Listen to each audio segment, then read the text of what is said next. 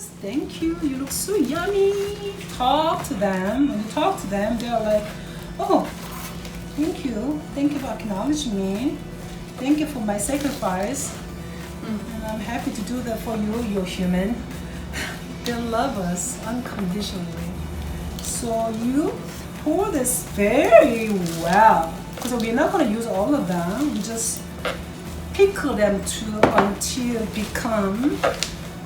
remove probably 50% of all this moist.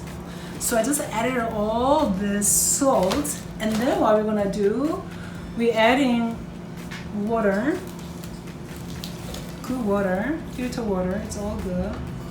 The key here is this: when you put a water, imagine your water is all leveled up where you at, yeah? So then all the water and salt can go through all this pickling process and then shrink down maybe half size. And this is the very first step. And then usually when it's a big cabbage, it takes about 5 to 6 hours. So usually what I do is I put them in the nighttime or in the morning. I do cabbage and then I do dance, I do walking, and then come afternoon I say, let me see what you guys maybe baby's doing, and then just flip it a little bit, about 3-4 hours, yeah, and then giving a nice even TLC to your cabbage, right? And then you wash probably 2 times. So I'm pushing this down, and I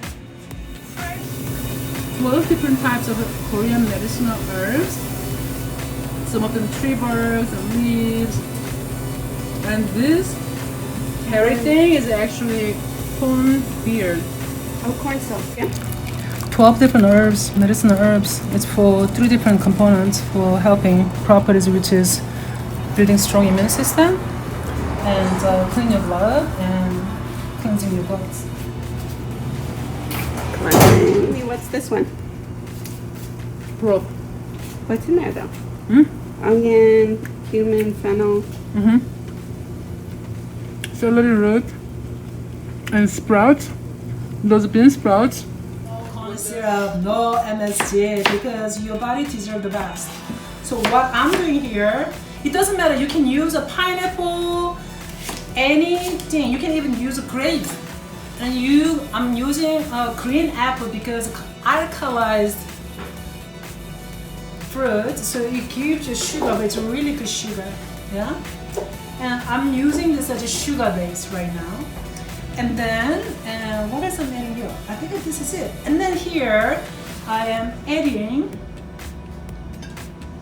I made 2 bone broth here. The one is regular broth. So those broth, what it does is this. Creating a probiotic become the source of, this is a feeder of your probiotic. This one has a fennel, all these top root vegetable roots, and the onion, fennel seed. Fennel seed has a licorice flavor, so it gives you a natural sweetness. It's so good when you're having a kimchi later. You say, oh my god, and it's good for your gut, cleans your system, and people are like, Jummee, what is this coming from?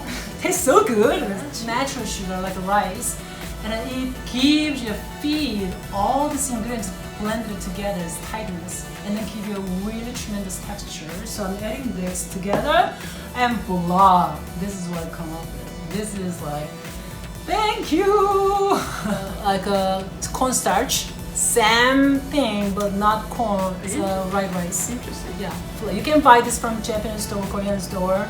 Well, if you don't have this, anything like a starch has a sugar contained starch, right? Like a potato starch, tapioca starch. That's all good too as well. It's just really feeding natural sugar for the kimchi, so that it can help in.